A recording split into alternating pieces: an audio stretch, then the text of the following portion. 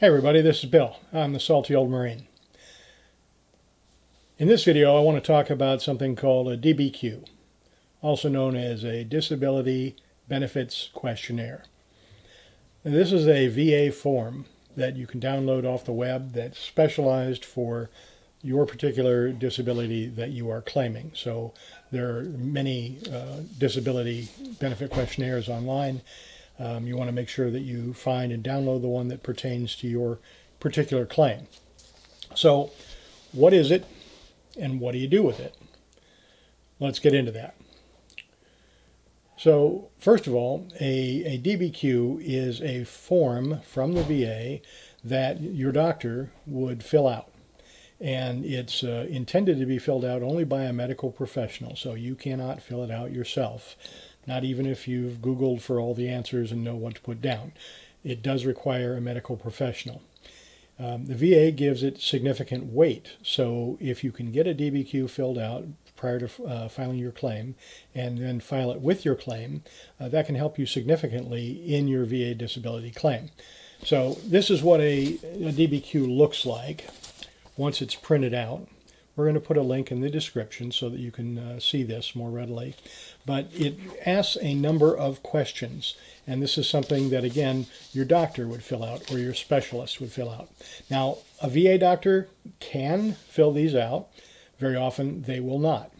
Your personal doctor can fill this out, and sometimes they will not. They may not fully understand what they're for. It's a government form. It's written in legalese. There's a whole lot of reasons that doctors might not want to fill these out.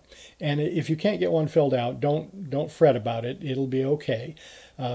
Your C&P examiner will fill one out. You just won't be able to see what the results of that are unless you file a Freedom of Information Act request somewhere down the line.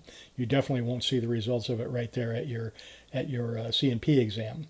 But if you can get one filled out, this is going to really help you with your claim. It will help you file what they call a fully developed claim.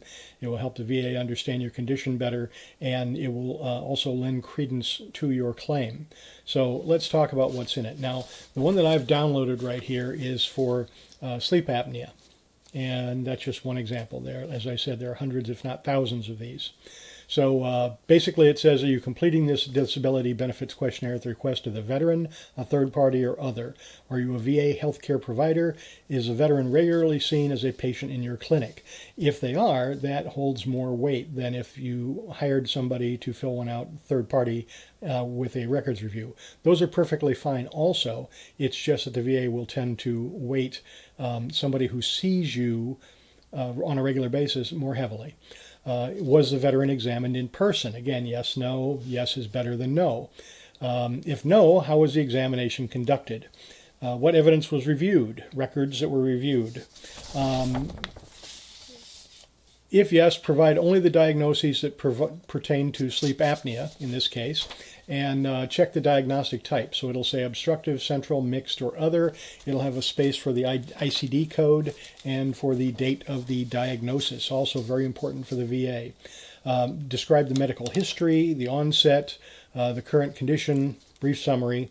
Is continuous medication required? That might include a CPAP. Next question, does the veteran require the use of a breathing assistance device such as positive airway pressure, a CPAP machine? Does the veteran currently have any findings, signs, or symptoms attributable to sleep apnea? For example, persistent daytime hypersomnolence, sleepy time in the daytime, carbon dioxide retention, chronic respiratory failure. It goes on. Doctors know the answers to these questions. Other pertinent findings. Does the veteran have any scars related to the conditions? For example, something in the throat, some injury done perhaps in combat, that sort of thing. Diagnostic testing. If diagnostic tests were performed, please put these. Was a sleep study performed, etc. More remarks, and then the examiner's certification and signature where they say this is all very true, and they sign it and print their name and their title, their area of specialty, the date signed, their national provider identifier, their NPI number, which they will have, and their medical license number in the state in which it was issued. Now again, this is something that you can ask your doctor to fill out. even if they will fill it out, you may find that there is a fee involved, especially if it's a private practice doctor. I don't think a VA doctor would do that. But that's basically because you're taking time away from the doctor's ability to practice medicine in order to fill out paperwork, right? And, again, if you're even able to get them to fill this out, they may say, sure, I'll do it, but, I got to charge you an administrative fee for that. So be ready for that. Ask what the fee will be beforehand, of course. So I've got some more information here about DBQs. Why does it matter? The VA tends to trust DBQs, and a properly filled out DBQ can speed up your claim and reduce the need for a C&P exam. Currently, the VA is trying to actually get away from C&P exams if they can. So the more information you can provide them that they can rely upon up front, the lower the chances you might be sent to a compensation and pension exam. As a recent example, I filed an obstructive sleep apnea claim, OSA claim, and I included a nexus letter and a fully developed claim, so I submitted lots of things like my diagnostic work, my CPAP prescription, a log that showed that I was using the CPAP machine, and so on. And as a result, or I think as a result, because you never really know, I got instead of a C&P exam, I got what was called an ACE records review. An ACE records review means that a C&P examiner is looking at your records, but does not need to conduct an exam. So that might mean that my claim is progressing rapidly and that I will have a favorable result. I don't know yet, but it can certainly help you, is what I'm trying to say. So consider doing a DBQ. Some of the things that doctors might say to you, and I've had this happen, the doctor avoids talking about VA disability because, after all, they're a doctor or a specialist of some sort. Their job is health, not benefits. So even if they work for the VA, that's not really their thing, So they may not want to fill out a DBQ on that basis. They may just flat out say, I don't do VA paperwork. And in fact, I've had a doctor tell me they hate the VA. Private doctor. I asked how they, what kind of relationship would they have with the VA. I was trying to figure out whether or not they would fill out a nexus letter for me or a DBQ for me. And the doctor said, I hate the VA. The VA only tries to prolong your illness. They don't try to make anybody better. Okay, that's not true, but there's not a whole lot I can do about that. Clearly, the doctor's not going to go along with this and fill out a DBQ or a nexus letter for me. So, yeah. They may also decide that this is a legal question about medical opinions, and they don't want to get roped into answering legal questions. So again, you can't guarantee that your doctor is going to fill out a DBQ for you. All you can do is ask. Now, if you're early on in the process, you can always choose to find another doctor. And in fact, when you're calling doctors and trying to make appointments, especially if it's not VA, you're going through private health care, when you have the option of see a specialist, right, for example, you can always ask. I have a relationship with the VA. I'm thinking about filing a VA disability claim.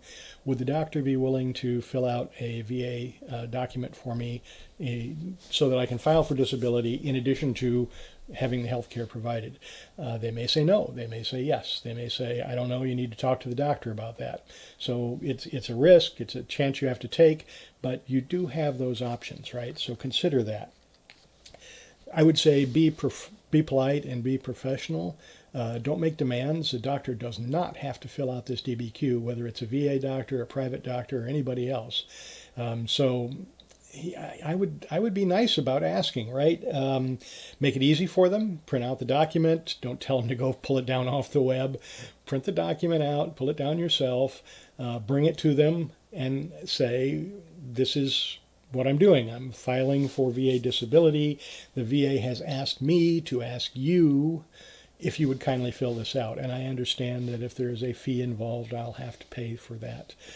Just let me know what that fee is, and I'll agree to that, and you can fill this out for me. And of course, thank them profusely. Wow, rented lips. And yeah. For example, you could say, I know you're busy, but I can provide the form and highlight the sections that need to be filled out. It shouldn't take very long. Just an example, right? So again, DBQs, Disability Benefits Questionnaire. Pull one down off the web for any condition that you're thinking about filing for and read through it. You'll understand once you look at it what it's trying to say. And really all it is an official statement from your doctor or specialist to the VA explaining exactly what your condition is, when it was diagnosed, what the complications are, how did it present, all that information that they would need to ask you in a C&P exam anyway, right there with a doctor's signature on it and their specialty and their license number. And so the VA tends to put great weight behind it because it's legit, right? So if you can get a DBQ, by all means, get a DBQ and submit that with your claim. And yeah, I hope you find this helpful. Please like, share, subscribe, tell a friend, leave a comment. Getting some great comments, guys. People are asking questions. People are calling me out on mistakes I might have made. I have no problem with that. Feel free. As always, have a really great day.